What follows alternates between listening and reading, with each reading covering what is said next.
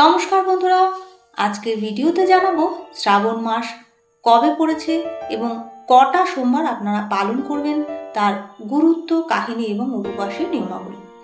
শ্রাবণ মাস হিন্দু পঞ্জিকার একটি অন্যতম পবিত্র মাস, ভগবান দেবাদিদেব মহাদেবের একটি প্রিয় মাস। এই পুরো মাসটি জুড়ে সারা ভারত জুড়ে প্রার্থনা, উপবাস এবং গভীর ভক্তির সাথে ভক্তরা উদযাপিত করেন। এটি সাধারণত জুলাই এবং আগস্ট মাসের মধ্যে পড়ে। তখন পুরোটাই বর্ষাকাল থাকে, যখন প্রকৃতি তার সবচেয়ে প্রাণবন্ত রূপে থাকে। বৃষ্টি যেমন শুদ্ধ ও নবায়নের প্রতীক, তেমনি শ্রাবণ মাসও এটি আমাদের অন্তরাত্মাকে পরিশুদ্ধ করার, আধ্যাত্মিক সংযোগকে শক্তিশালী করার এবং কৃতজ্ঞতা ও সরলতার সাথে জীবনযাপন করার সময় এই শ্রাবণ মাস। প্রাচীন ধর্মগ্রন্থ থেকে আমরা জানতে পারি, শ্রাবণ মাস সর্বদাই আত্মাকে জাগিয়ে তোলার চেষ্টা করে। এছাড়াও এই পুরো মাসটি প্রার্থনা, মন্ত্র, ধ্যান এবং আত্মসংযমের জন্য ভীষণই উপযোগী। ভগবান শিবের চেতনা আরও নিকটবর্তী হওয়ার এক দিব্য আমন্ত্রণ এই মাসটি। শ্রাবণ মাস হলো হিন্দু চান্দ্র পঞ্জিকার পঞ্চম মাস। ভগবান বিষ্ণু অধিষ্ঠাতা শ্রাবণ নক্ষত্রের নাম অনুসারে এই মাসটি নামকরণ করা হয়েছে। তবুও পুরো মাসটি ভগবান শিবের উদ্দেশ্যে উৎসর্গিত করা হয়েছে। স্কন্দ পুরাণ থেকে জানা যায়, এই পবিত্র মাসটি সম্পাদিত যে কোনো পুজো বা বহুবিধ আধ্যাত্মিক ফল ভীষণই গুরুত্বপূর্ণ। শ্রাবণ মাসে যে পরিবেশ, সেটি সম্পূর্ণটাই ইতিবাচক থাকে। মহাজাগতিক শক্তিতে সেটি পরিপূর্ণ থাকে। বৃষ্টির উর্বর ভূমি এবং সবুজের প্রাচুর্য এই মাসটি। সমুদ্র মন্থন এই শ্রাবণ মাসে হয়েছিল। দেবতা এবং অসুরদের দ্বারা যে সমুদ্র মন্থন হয়েছিল, সেখান থেকে হলাহল নামক বিষের উদ্ভব ঘটে। জগৎকে রক্ষা করার জন্য ভগবান শিব এই বিষ পান করেছিলেন, যার ফলে তার কণ্ঠ নীল হয়ে গেছিল। তার কারণে তার নাম নীলকণ্ঠ।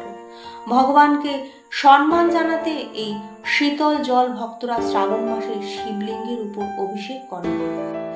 দেবী পার্বতী এই শ্রাবণ মাসে তপস্যা করেছিলেন ভগবান শিবকে বর রূপে লাভ করার জন্য।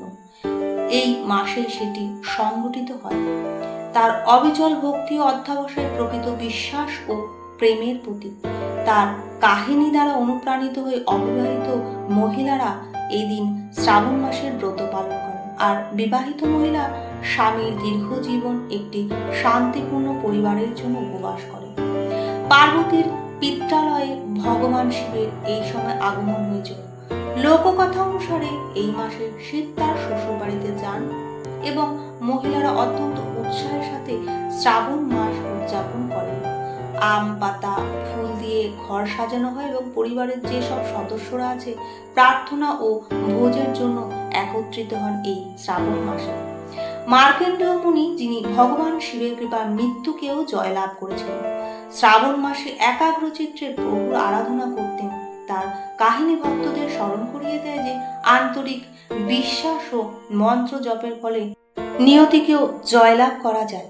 এই শ্রাবণ মাস হলো সেই মাস যখন আধ্যাত্মিক শক্তি সর্বোচ্চ পরিমাণে থাকে। ভক্তের জীবন থেকে সমস্ত চিন্তা দূর করার জন্য ভগবান শিবের কাছে এই সময় প্রার্থনা করা উচিত।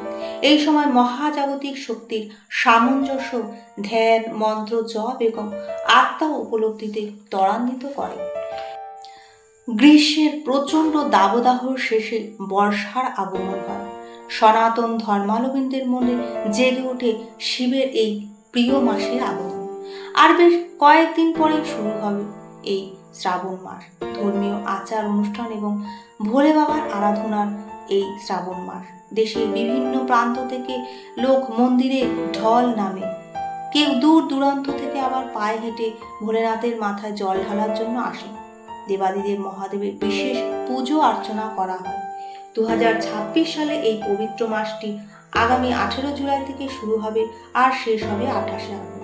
পৌরাণিক বিশ্বাস অনুসারে শ্রাবণ মাসের প্রতি সোমবার ব্রত পালন করলে মহাদেব প্রসন্ন হন। এই 2026 সালে 1433 বঙ্গাব্দে প্রথম সোমবার পড়েছে 20 জুলাই, দ্বিতীয় সোমবার পড়েছে 27 জুলাই, তৃতীয় সোমবার পড়েছে 3রা আগস্ট, চতুর্থ সোমবার পড়েছে 10ই আগস্ট, পঞ্চম সোমবার পড়েছে 17ই আগস্ট। প্রতি সোমবার সকালে স্নান ছেড়ে শিব স্তোত্র পাঠ এবং মহামৃত্যুঞ্জয় জপ করলে মানসিক শান্তি বজায় থাকে ভক্তদের। মহাদেবকে তুষ্ট করতে ধূত্রা, আকন্দ, অপরাজিতা বা কলকে ফুলও ব্যবহার করা হয়। তিনি সবচেয়ে বেশি খুশি হন সামান্য বেলপাতাতে। এছাড়া যারা রুদ্রাক্ষ ধারণ বা স্ফটিকের শিবলিঙ্গ প্রতিষ্ঠা করতে চাইছেন তাদের জন্য এই সময়টি প্রশস্ত। কেবল বিবাহিত মহিলারাই নয়, অবিবাহিত মহিলারা তাদের নিজেদের সুখ সমৃদ্ধি এবং মধুর দাম্পত্যর আশায় এই ব্রতটি পালন করে থাকেন। আজকের ভিডিওটি এই পর্যন্ত। পরের ভিডিও পেতে অবশ্যই চ্যানেলটিকে সাবস্ক্রাইব করে রাখবেন এবং কমেন্টে ওম নমঃ শিবায় লিখতে ভুলবেন না। আপনারা সবাই ভালো থাকুন, সুস্থ থাকুন। আসবো পরের ভিডিওতে।